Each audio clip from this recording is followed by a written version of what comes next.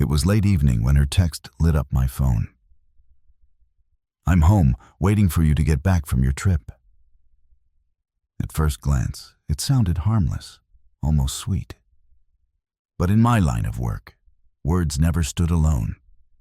They always carried layers. I let out a faint smile and typed quietly, "Interesting. I can see you on the hidden cam." Emily, my wife of 5 years, had always loved being in control. In the early days, it felt playful, almost like a game we both enjoyed. But over the past year, that playful edge had shifted. Control turned into manipulation, secrets, a craving for attention that pushed past any boundary I thought we had. Trips she suddenly needed to take. Friends she swore I didn't need to meet. Late nights out with vague explanations. Every detail carried a shadow she expected me to ignore. And now, buried in a simple text, I could feel the tension she thought she was hiding. I remembered the day I installed the hidden cameras. It wasn't because I didn't trust her from the start. It was because years of half-truths and unexpected discoveries had trained me to prepare for anything. I'd learned the hard way that people reveal who they really are when they believe no one's watching. And tonight, without knowing it, Emily was going to reveal everything. The flight home had dragged on endlessly, but the anticipation kept me wide awake. Every mile closer tightened the knot of curiosity and quiet dread building in my chest. I thought of the past week, her sudden excitement, the late-night messages, the insistence on going out with friends, even after I'd asked to spend time together. I had pretended not to notice. I let her move freely, watching silently. Tonight, though, would be different. Tonight, she would finally understand that nothing escaped my attention. Before we continue, I'd love to know, where are you watching from? Drop it in the comments. And if you haven't already, make sure to subscribe so you don't miss any of the upcoming stories and updates here on the channel. By the time I reached our apartment, the soft glow of the living room lights slipped through the blinds. I stepped inside quietly, letting the door click behind me. Emily moved across the room completely unaware, smiling at her phone as if she were sharing some private joke with someone she definitely didn't expect me to know about. I watched her silently, calm and steady. Every movement became a detail. The way she tilted her head when she laughed. The nervous flicker in her eyes each time a new message buzzed. She didn't hear me take a step, didn't notice me leaning into the shadows, observing her without a sound. She was lost in her world, laughing softly, fixing her hair, checking her reflection. That tiny thrill of secrecy, that rush she thought she could hide, was always her undoing. Her trips, her parties, the nights she needed space. I had once taken all of it in good faith. I believed in her independence, trusted her choices. Marriage, to me, meant partnership, not control. But the small inconsistencies had piled up. Vague alibis, sudden mood shifts, unexplained distractions.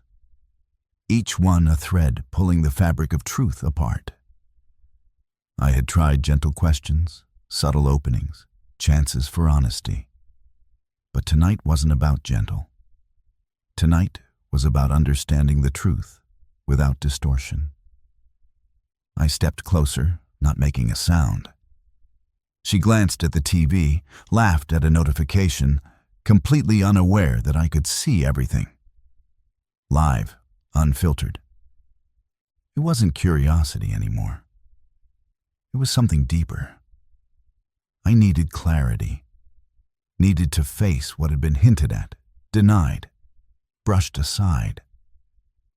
My heart stayed steady, though anticipation pressed tight behind my calm expression.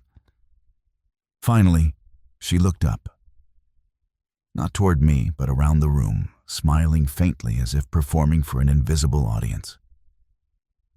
"I'm home," she whispered softly to herself. I didn't answer. I let the silence thicken instead. Quiet can be louder than shouting when someone has something to hide. A small part of her must have felt it, the shift in the air. Her fingers paused over her phone. Her chest rose quicker than before.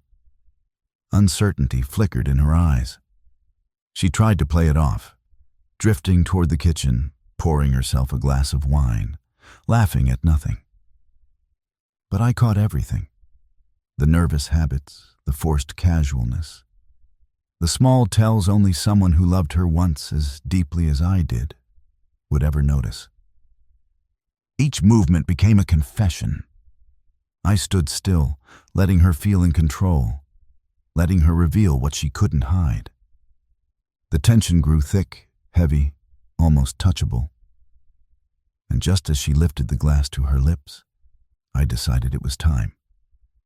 Her hand froze. The wine trembled. The confidence she walked in with vanished, replaced by a trembling unease she couldn't disguise. Her eyes darted around, searching for something, maybe me, maybe some sense of safety she no longer felt. I stepped forward slowly, calm, deliberate. "Funny," I said softly, lifting my own glass just an inch. "You said you were home waiting for me, but here you are, completely unaware I've been watching." My voice was low, but sharper than any shout. Her eyes widened. The realization struck her fast. The lies, the secret excitement, the games she thought she controlled. Every piece had been seen, known. Her lips parted, but nothing came out. She tried to charm. She tried to manipulate. She tried to stay ahead. But truth doesn't need volume. It just needs presence. Her silence spoke louder than any confession. I took a slow sip of wine, letting the moment linger. "I trusted you," I said quietly, my tone steady, almost mournful. "I gave you every chance to honor that trust. But you chose something else." She lowered her gaze, shame blending with panic. She opened her mouth to speak, but I lifted a hand. "There's nothing to explain. Actions say more than words, Emily. And tonight, yours said everything." The room thickened with the weight of unspoken truths. The thrills she chased outside came back to her now, not as freedom, but as consequence. She sank into a chair slowly, overwhelmed. I finished my wine, placing the glass down with steady calm. The balance had shifted. The games, the manipulation, they were over. Emily finally understood that actions carry weight, trust has limits, and boundaries exist for a reason. I turned toward the window, letting her sit with the truth. Tonight wasn't loud or explosive. It was quiet, precise, a reckoning she wouldn't forget. And while I didn't know what would become of our marriage, one thing was clear. I would never let deception, secrecy, or manipulation slide again.